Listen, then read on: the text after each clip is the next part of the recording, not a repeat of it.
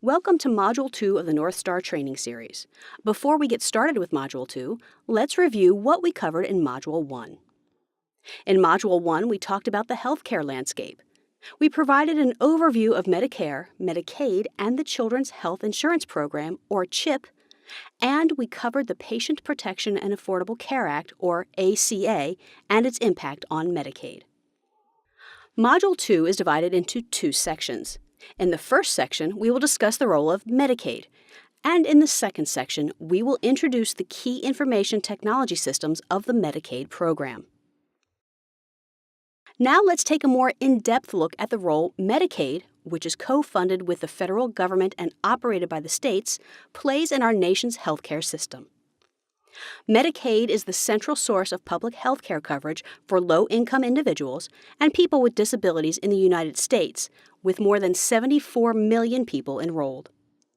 Medicaid provides access to care for members, covers a wide variety of benefits, and limits out-of-pocket cost sharing, such as deductibles or copayments, for health care services to minimal amounts. Medicaid also serves as an essential funding stream for health centers and safety net hospitals across the nation.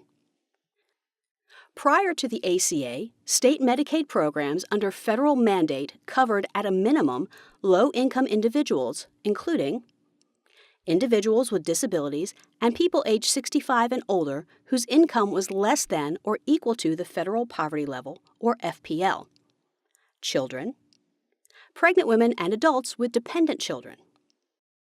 In fiscal year 2016, it is estimated that about 77% of Medicaid beneficiaries were children, non-elderly, and non-disabled adults. In order for a state to administer a Medicaid program and receive federal matching dollars for medical assistance, it must have a state plan that has been approved by the federal government. States can amend their state plans by filing a State Plan Amendment, or SPA.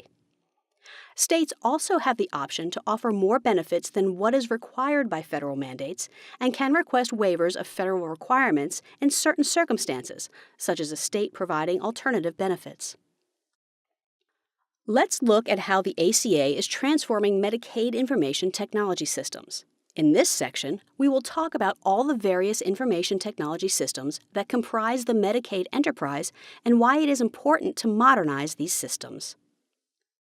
Health Information Technology, or HIT, is a broad concept that encompasses an array of technologies to store, share, and analyze health information, such as how to better communicate with your doctor, learn and share information about your health, and take actions that will improve your quality of life. HIT has become a major pillar of the federal government's approach to improving health and reducing healthcare costs. As a result, HIT has been formally institutionalized in the executive branch within the Office of the National Coordinator, or ONC. The ONC is the principal federal entity charged with coordination of nationwide efforts to implement and use the most advanced HIT and electronic exchange of health information. In the federal HIT strategic plan, the ONC states the following. The only way for health IT to achieve its full potential is when it unobtrusively supports individuals as they strive to reach their full potential for health. The four overarching goals outlined in the federal HIT strategic plan are: Goal 1, advance person-centered and self-managed health. Goal 2, transform healthcare delivery and community health. Goal 3, foster research, scientific knowledge, and innovation. Goal 4, enhance nation's health IT infrastructure. States and state Medicaid agencies, or SMAs, have been central to the implementation of federal health and IT initiatives, particularly those associated with the ACA and the Health Information Technology for Economic and Clinical Health Act, commonly called the HITECH Act. We have already reviewed the key aspects of the ACA, so let's talk more specifically about the HITECH Act. This act was passed in 2009 and established the ONC in law. In addition, the HITECH Act provides the U.S. Department of Health and Human Services, or HHS, with the authority to establish programs and/or systems to improve healthcare quality, safety, and efficiency through the advancement of HIT, including electronic health records, or EHRs, electronic clinical quality measures, ECQMs, and private and secure electronic health information exchanges, or HIEs. Now let's focus on the Center for Medicaid and CHIP Services, CMCS's federal IT goals and objectives. In the past, the Medicaid enterprise was dominated by and oriented around one system, the Medicaid Management Information System, or MMIS. The MMIS evolved from a core claims payment system into large, often unwieldy systems serving many purposes. Now, the Medicaid enterprise is composed of multiple interoperable systems, each with a different purpose.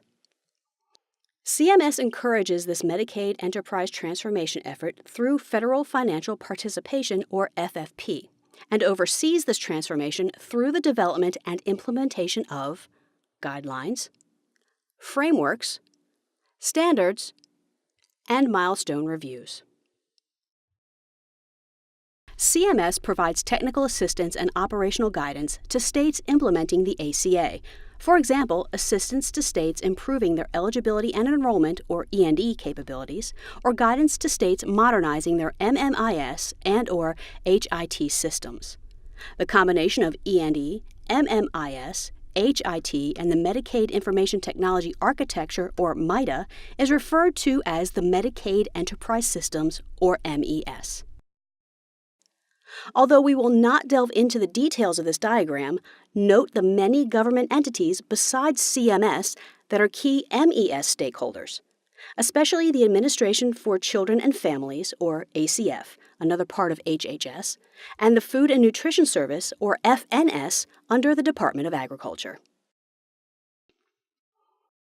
The concept of the MES enables an enterprise approach for E&E, MMIS, and HIT systems lifecycle development to streamline the CMS oversight process, enable a systems of systems, or SOS, cross-functional team-based approach, facilitate reuse of reviewed and/or certified elements, apply common interface protocols and standards and conditions for Medicaid, support modular functional systems in an interoperable approach, and encourage an enterprise data sharing strategy.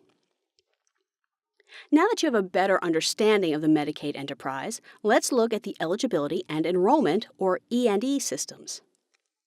The objectives of an E&E system are to conduct Medicaid eligibility determination and, if appropriate, enroll eligible beneficiaries into the Medicaid program. Before the ACA, eligibility determination was made based on individual states' categorical requirements. After the ACA, eligibility determination is made on MAGI, which we have previously discussed in Module 1 of the North Star Training Series. States integrate their E&E systems with other systems, such as the Marketplace and Federal Data Services Hub. Overlap in eligibility and participation in Medicaid with other human service programs provides opportunities for states to coordinate modernization efforts with program integration. For example, about 3/4 of SNAP households had at least one member receiving Medicaid or CHIP in 2014. As a result, savings in system costs can result as the different programs share similar eligibility requirements and can leverage the same application information. Through these efforts, the ACA seeks to establish a no wrong door to insurance coverage that helps individuals decide which type of health and/or social services programs they and their families are eligible to receive. States are required to submit an Advanced Planning Document, or APD, for Medicaid funding of eligibility determination systems. Upon approval of the APD, 90% of FFP is available for most design, development, and installation activities, and 75% of FFP is available for maintenance and operations. Earlier, we mentioned MMIS in relation to the Medicaid enterprise. Now we will explore MMIS in more detail. The MMIS is an integrated group of procedures and computer processing operations, including subsystems designed to meet principal objectives. The objectives of MMIS are Title 19 program control and administrative costs, service to recipients, providers, and inquiries, operations of claims control and computer capabilities, management reporting for planning and control.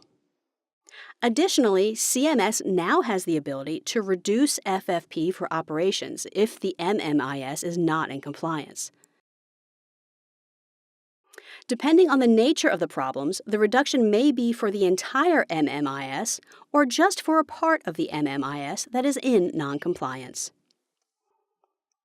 From a system functionality perspective, MMIS can process healthcare provider claims, monitor fraud and abuse, provide beneficiary and provider enrollment, support cost avoidance and third-party liability recovery, and decision support management reporting.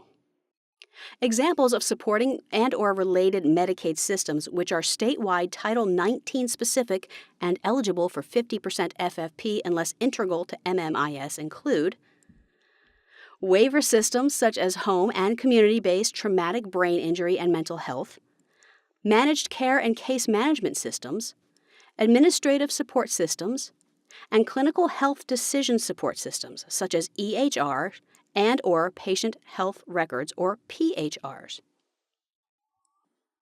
To recap, in Section 1, we took a deeper look into the role Medicaid, which is co-funded with the federal government and operated by the states, plays in our nation's healthcare system. And in Section 2, we covered the various information technology systems that comprise the Medicaid enterprise and how they interoperate.